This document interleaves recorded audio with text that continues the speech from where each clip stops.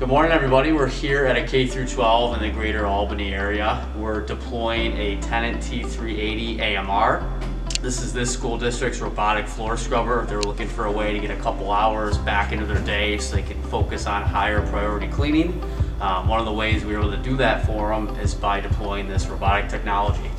Standing right here next to this QR card, this actually stores all the district's routes. So based off of this card, we can teach the robot to send itself out on a route, cleaning the hallways. It'll return back to this QR card, notify the operator via text message so that it can be dump filled and sent back out into the hallways.